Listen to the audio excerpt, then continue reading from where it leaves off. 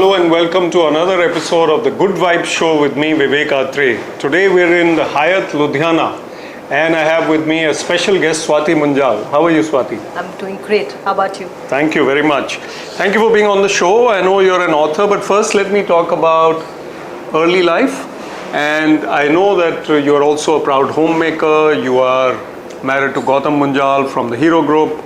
And you have a lot of creative potential which has been reflected in this book, Teaspoons Full of Love and Positivity, Life Etched into Poems. So, but to start with, how did life start? Where did you grow up, schooling, etc. in a snapshot? Okay, so for my schooling, I would say that, my major years were in a boarding, Sacred Heart Dalhousie. I was there till 10th, then I was in Delhi in Kamal Convent for 2 years. And then I went to my college in IILM, that's in the Lodi Road, Delhi. So business management I did there. So it's been interesting. Then I did little bit courses here and there. And then after a few years, eventually got married into a happy family. And so today I'm happy being a good, proud homemaker. And you have 2 boys? I have 2 boys. And they're in school? They're in school, yeah. Right, so let's jump straight to your book. I mean, you are someone who's obviously explored your potential by becoming an author. It's your debut book. It's called Teaspoons Full of Love and Positivity, as I said. Now, venturing into a book is something that many people think about, but they don't really get down to it. So how did you take that plunge from being a homemaker to doing something far-reaching, path-breaking like this? Okay, so it might sound very dramatic. I don't know how many people really believe it, but it's true. For me, this book actually came as magic, as miracle in my life. One day, just a few years back, I think it was COVID times, and I'm just trying to sleep at night and I can't get sleep. I'm twisting, turning, and something is happening. Some words are coming in my head. I'm trying to put them together, weaving. I said, what's this happening? I need to sleep, shut them off. But somehow these thoughts, they kept on. And I was weaving some words together. And the first thing in the morning when I woke up, I said, let me just put them together. Now, what it is that why I couldn't get sleep, and it was a poem on life, and that just took me aback. I said, this is what I call, the blessings of the Lord. I think something He wanted me. I always used to say that I want to do something in life. Now, opening a business is hassling your husband. Doing something new. It's always you have to take so many permissions. So this was something I just needed my pen and my paper, and I just started writing, putting my thoughts together, not with the intention of writing a book, but I had so many poems, and I would start penning down my thoughts into these little poems. My few friends read it. They really enjoyed reading it. It inspired them. So they were the ones who told me, that you must make it into a book. And I was like, I took it as a joke, like really a book, me, no. But then I think it was meant to happen. So I put them together into a book, and that's how this book came in. Absolutely. There are a few other things you need to write a book: the pen, the paper, and then and my thoughts, of course. And then the determination, and then the organization to get it published. You need a publisher. Yeah, absolutely. And then you need that process of publishing, marketing, promoting. And that came much later, because when I was penning down my thoughts together, there was no intention of making it into a book. Right. It came later. What about the philosophy? Teaspoons Full of Love and Positivity. So it reflects in what you just said. You also connected it with the divine, which we'll come to a little later. But this positivity, which is there in your title, let's talk about that. So especially during dark times, COVID times, or even before, people go through ups and downs. Yeah. So how strong have you been in, let's say, some turbulent times? What is your philosophy? The philosophy of my life has always been a positive mental attitude. I believe that, if you have a positivity in your lifestyle, you will see some good changes in your life, and you'll have a lot of achievements. And I also believe that, a positive person is always a stronger person, and a stronger person is always a successful person. I mean, that's the way it goes. And a successful person is a happy person. So a positive person, I think that is the first thing that one should have in a life. So I have lived my life with a positive attitude. I think everything happens for a reason, and if it's not doing so good right now, it always helps you grow. So this is my mindset behind this book, and everything ends up with a positive note. Yeah, it's a very unique format as well. You know, you have pages for people to take notes. Yes. You have a little bit of a question, or you have a summary. You have things like, the power of words, how society is controlling us. And then you have, are we selfish, me above all. Then you have cooling the fire. So you have titles which are relevant to most human beings, but then you put them in a poetic way. So and the poems also are, they are well written while being simple. So I think it's very readable. So I think all in all, for a debut book, it's come out very well. But this love and positivity, which is obviously the teaspoons of life are different in nature. So it depends on our attitude. So what's your feeling, keeping in mind a positive, love-filled attitude, reading a book like this, but going through the turbulences of life, how does a young person handle life itself? What is your advice to someone young who's battling life and trying to succeed? Okay, let me just give this with a few examples. We've heard of J.K. Rowling, because she is an author, so she really inspired me in some way or the other. She had written in interviews that, when she had a book in her hand, so that one process was over, she had a novel in her hand, but now the struggle was to get publishers. She was rejected 12 times before actually her book was published.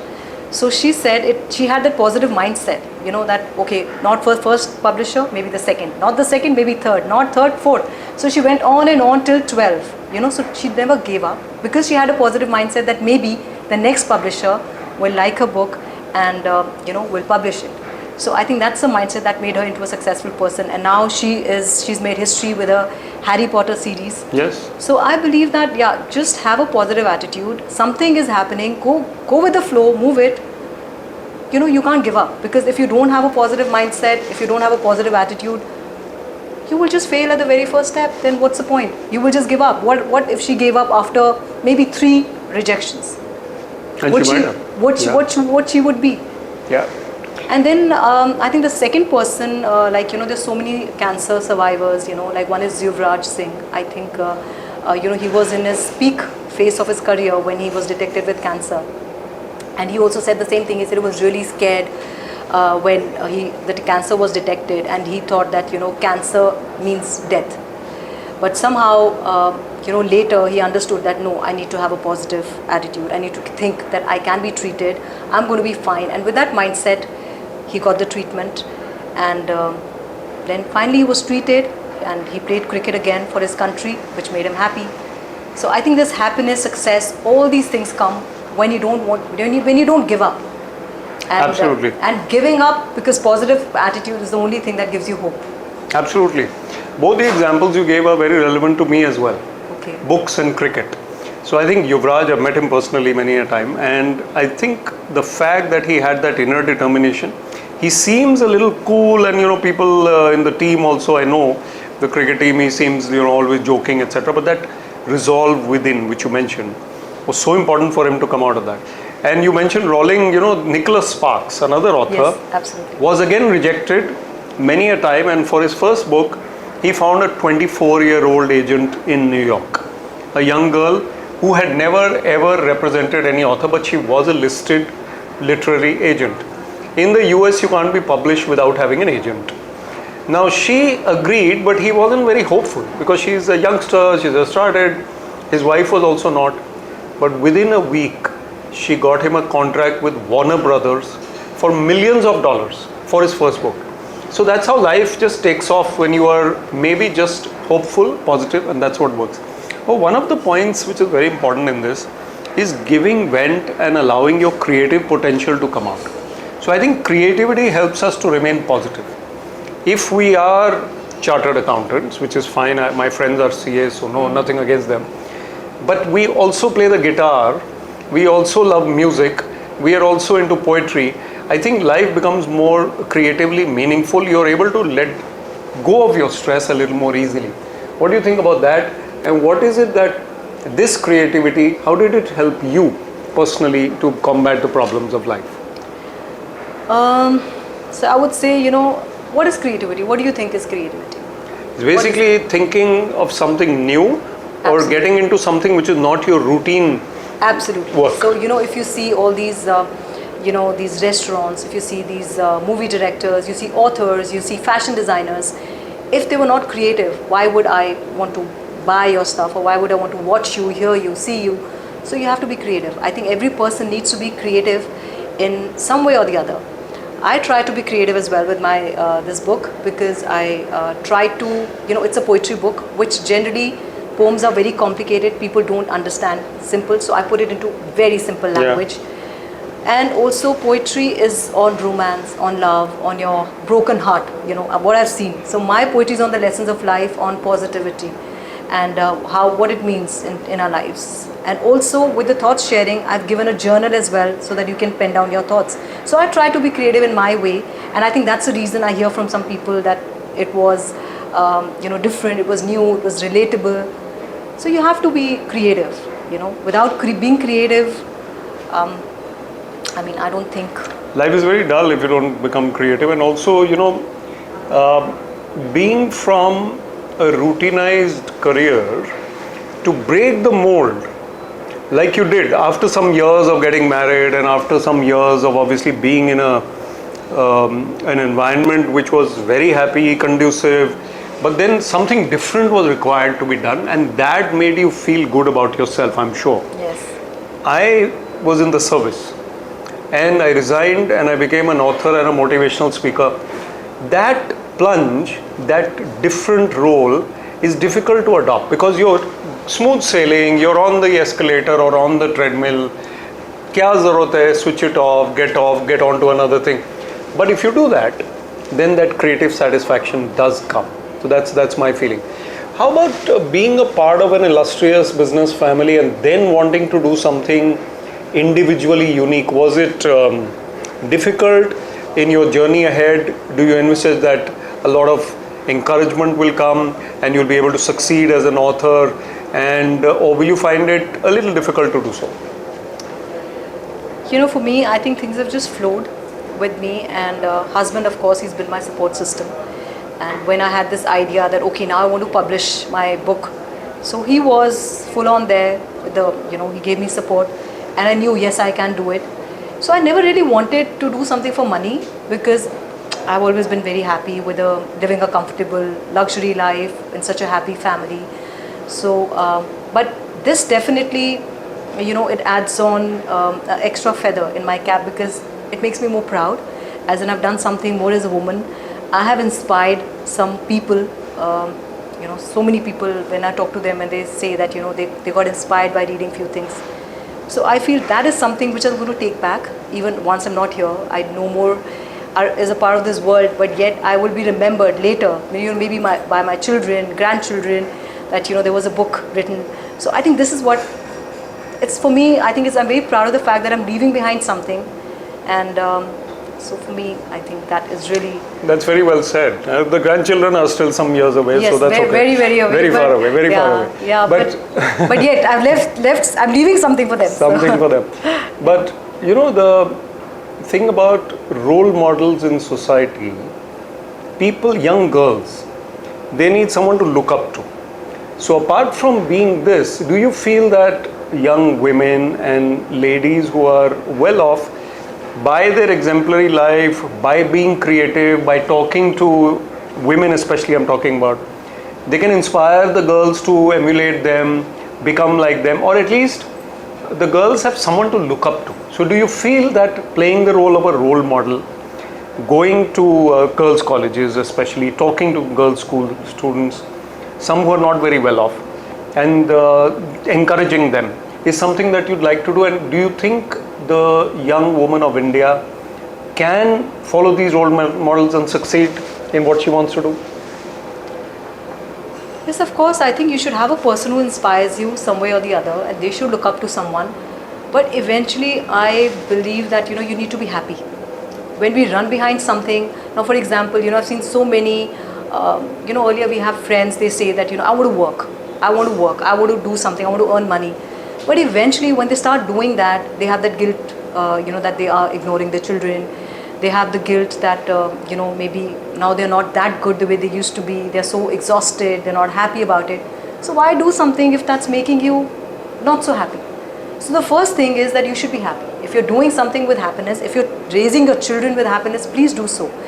Do something when that point in your life comes when you can do it with comfort, and because it's never too late for anything. If I can write a book at this point of life, I think it's never too late for anyone. You know, you were doing something else, you became an author, you became a motivation, and there's so many other things you'll be doing like ahead in life. So I think it's never too late. So do something that makes you happy.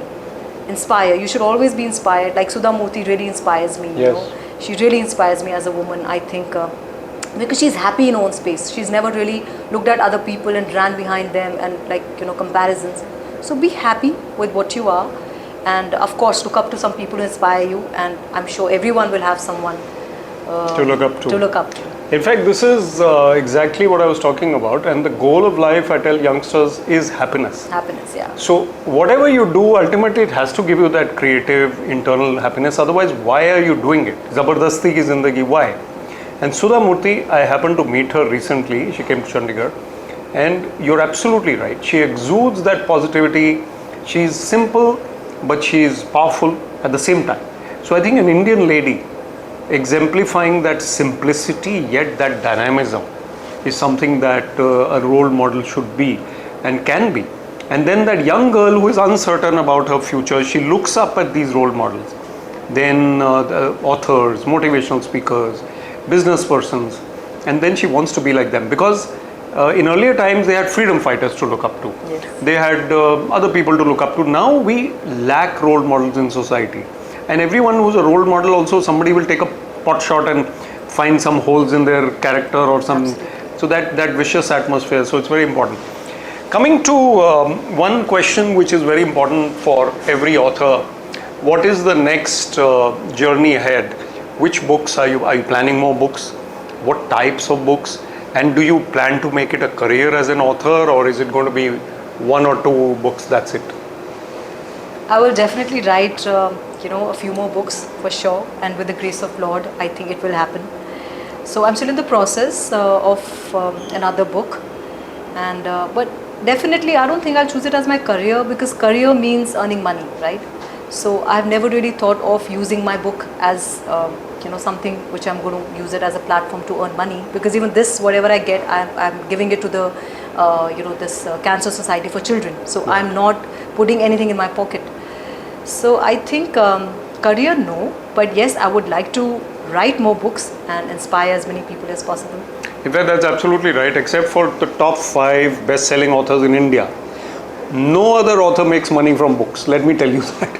Yeah. Only the top 5 or 6 will make money out of books. The others write for the pleasure of being an author, the kind of kick you get, the high you get.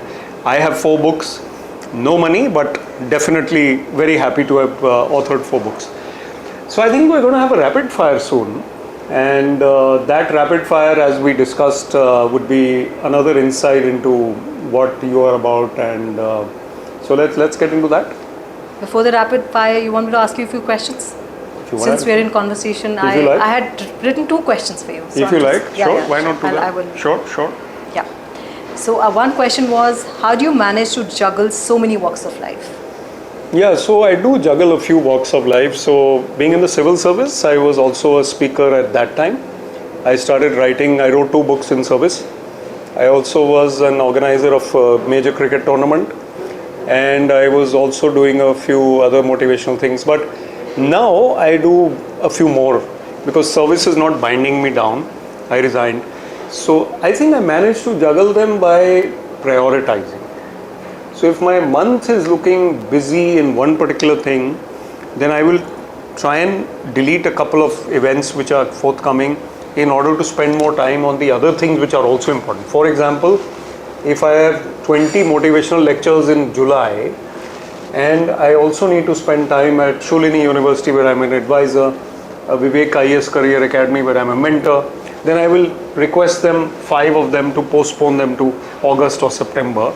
And so prioritizing and allocating enough time. You can only juggle things if you are practical. So if I am going to think that I'm going to be doing 400% of this, 300% of that, I cannot. It can only be 20%, 30%, 40%, and then you need me time also, self-development. So I think I juggle them by being a little ruthless at times. That I love this, I want to spend more time, but I don't have that. I'm a human being, so I need to say no to a few people, then I'm able to juggle. I totally relate to this because, I sometimes, people say, why don't you come here, let's have this together. And for me, I think my priority right now is family. So I've never prioritized, something like this before my family. So yes, you have to prioritize. Absolutely. I think very well said. Yeah. Okay, and there was another one.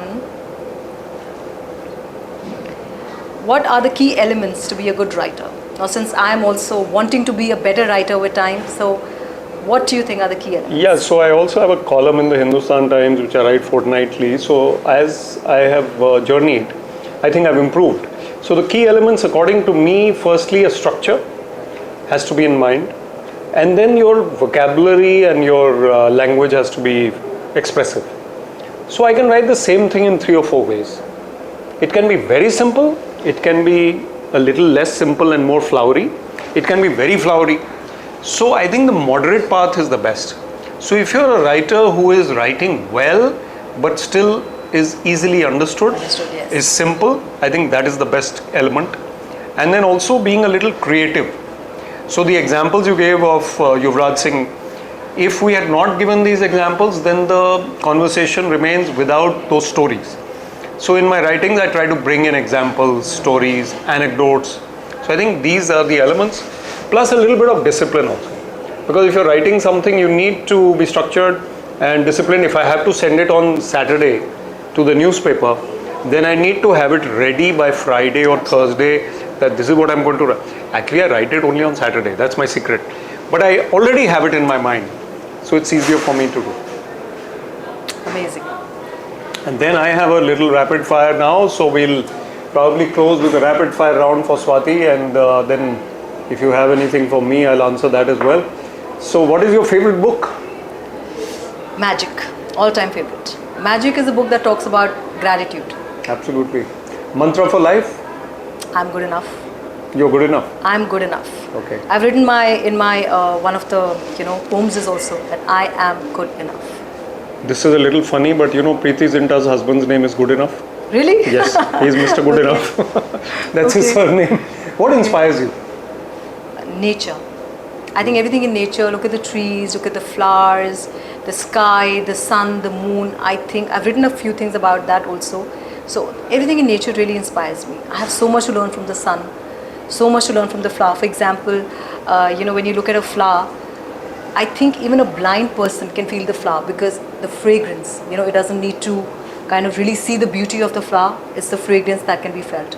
So I want to be like a flower, that even though, whether you're beautiful or not, just, radiate some good reflection, good fragrance so that people enjoy being with you. Be a beautiful person inside. I think this is a very spiritual quality. We don't see that when people love nature, when they love birds, trees, flowers, clouds.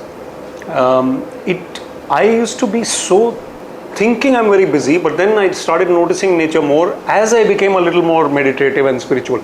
I think they go together. So when you connect with the inner divine, then that... I don't know, I don't really meditate as of now, but I think I enjoy, I really inspire, really look at nature. What's more important for you, money or fame? I would definitely say fame, because money can always come and go, and I have never done anything for money. With the grace of Lord, I've had enough money, and I will always have, I believe so.